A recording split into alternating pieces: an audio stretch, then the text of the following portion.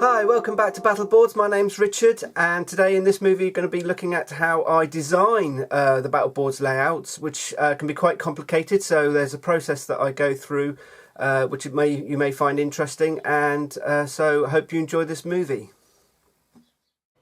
Okay, the most important thing to obviously decide first is what the terrain's going to look like. So reference plays an important part in deciding what the actual board will look like. So we've got several types we can look at. We can look at photographic reference, which is always good if the terrain exists, but often the terrain doesn't exist, so we have to look at other media.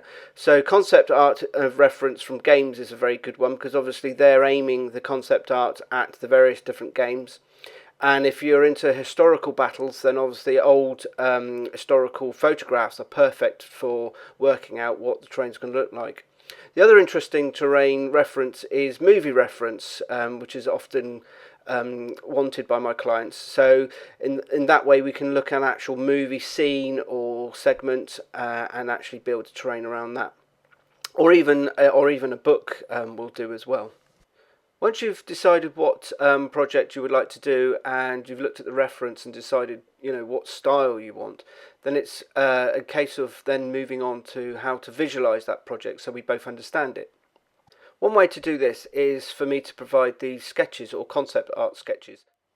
I create these in quite an unusual way because it's important to make sure that the concept sketch actually matches the terrain scale.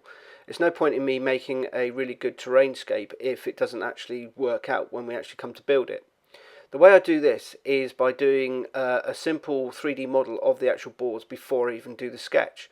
I can then put my tracing paper or layout paper over the top of these renders and then sketch over the top, making sure that the actual sketch that I do is to scale. This example shows 28mm Space Marines on it, which will give me a good guide to how big the actual terrain is going to be. But that's not all I can do. The software allows me to add objects in as well. These will be to scale, and I can then reference back to these scales when actually building the terrain. It's a really useful way of actually working out how big everything's going to be before the terrain's even been started.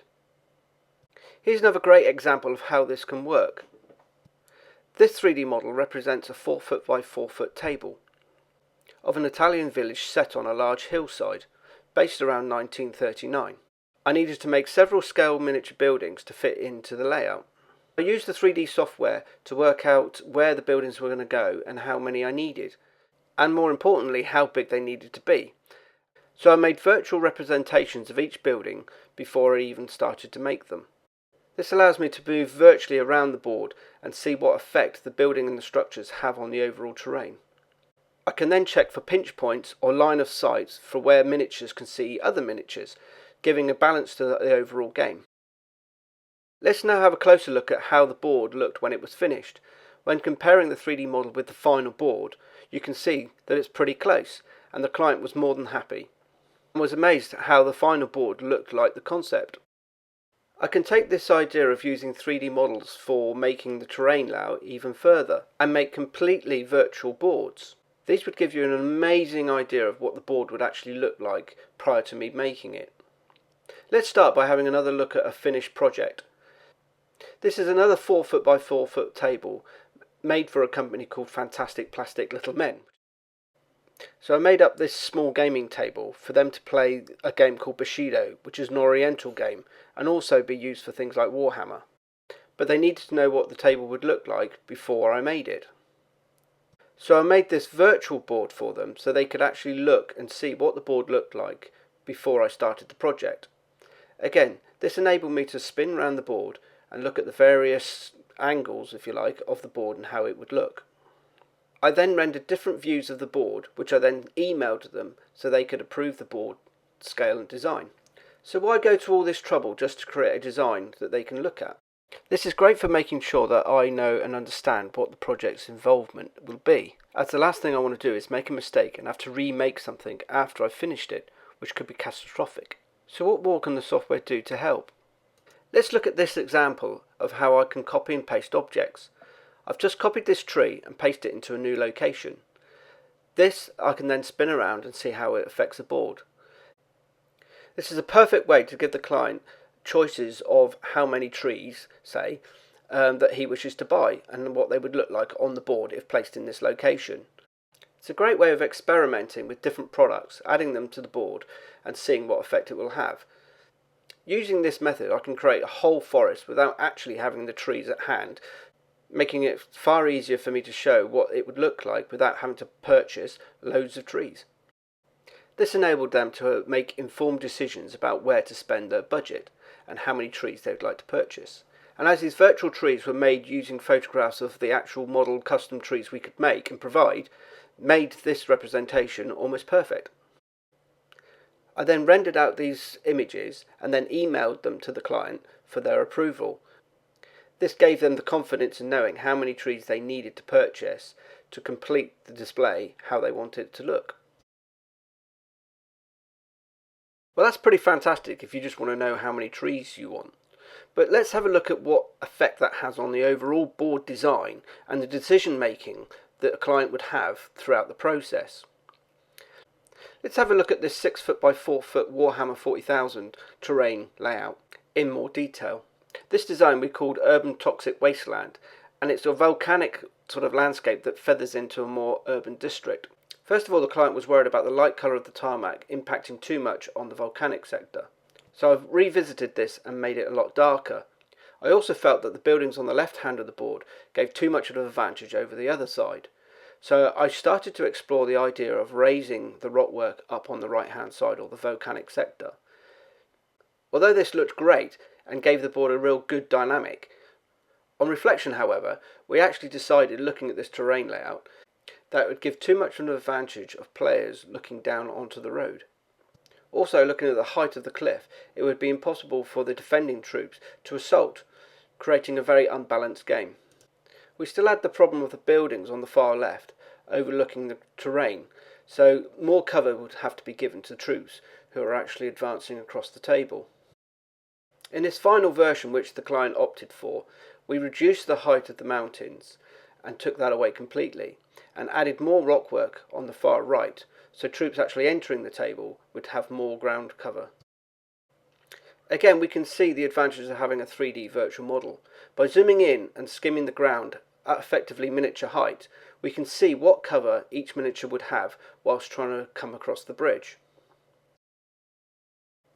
We can also look from the defender's point of view and see if the bridge can actually be seen, which is obviously a very important part that the client wanted. He wanted to enable his troops to come on the board but have cover and a deployment area where he could set up his troop formations ready for the final assault. Another thing to bear in mind is what you're looking at is not some fancy render. This is actually real-time rendering. This is what I see when I'm actually designing the board. So it's very fast and quick for me to actually zoom around and change things, which actually gives me a huge advantage when actually designing and planning out the layout. Okay, let's have a look at the 3 final renders and see how they compare. With the urban change in colour and the abandonment of the large raised rockwork, this is what we finally ended up with. So this is what I then used to create the actual finished boards, and I used this as a guide, measuring off the different points to get my heights for the rockwork. And here's the finished project.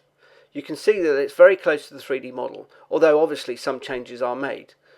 Throughout the construction phase, I decided to increase the rockwork on the far right hand side by the bridge even further, creating a little plateau where the troops could oversee the buildings. Increasing the rockwork at this point gave some amazing features, and also gave the advantage of the troops some cover whilst overlooking the buildings on the far left. We were both really pleased how these boards came out, and I also included the flexibility of having these road sections being able to be switched, enabling alternative layouts to be achieved. Let's go ahead and look at some more ways in which the 3D software can help us develop the design of the boards. This is a current board that I'm working on at the moment. This design is for a 4 foot by 8 foot board and based on the film Dune. I used the software to split these two components up, as I wanted the tops of the towers to be removed so miniatures could be placed inside. It's fantastic to be able to use the software in this way and develop boards that are quite complicated, and they don't get much more complicated than this. This is a Warhammer 40,000 board. It's so complicated, the best way is actually to hide some of the board while I concentrate on other areas, so I could concentrate on the areas that I really wanted to. This was a great example of the 3D in action. These parts were put together. One was a statue and the other was a GW part. neither of which I had at the time, but by using images from the internet, I managed to be able to give the client a good idea of what the piece would look like. When it comes to constructing highly complicated pieces like this, cost is obviously going to be an issue, as I have to buy these parts in. So it's important to know how many parts we need to create the image that we were looking at. Using some simple mathematics, we can count up how many parts we can see within the design, which enabled me to work out a cost of how much we need to spend on these parts. Let's look at what changes we can make by using third-party parts.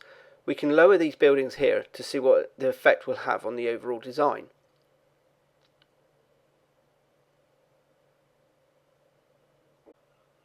We can actually increase the size of these buildings, effectively adding more parts to the project. This of course will actually increase the project cost, but at least it gives us the opportunity to explore these elements, without buying the GW parts first, which of course would be very expensive. Although we could use these parts elsewhere in the project, it would mean ultimately that the whole project would go over budget, which wouldn't be good at all.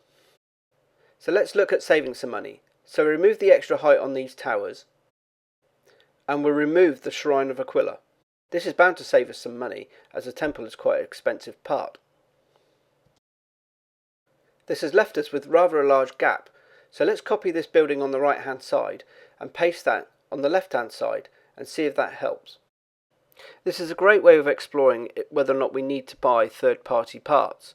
As most of the information is on the internet, I can get images from that and then paste them into the design, giving you the advantage of trying different parts that maybe you don't need to purchase. This method is perfect for buildings that you may already have, as you can send me images of these and I can actually place them into the design. You'll be able to see what your own buildings look like on the boards even before the boards have been made. And just as a finish, let's have a look at how these boards turned out. They are amazingly detailed and took many months to make.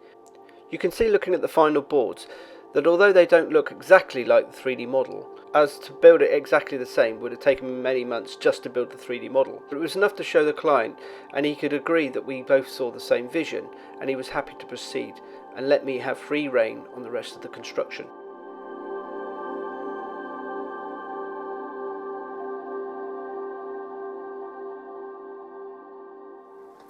Okay, thanks very much for watching this movie on the designing process that I do. I hope that was of his interest and gives you a bit more of an insight into the work I do behind the scenes and how I plan out designing a board. I hope to catch you on the next movie. Thanks very much for watching and for subscribing.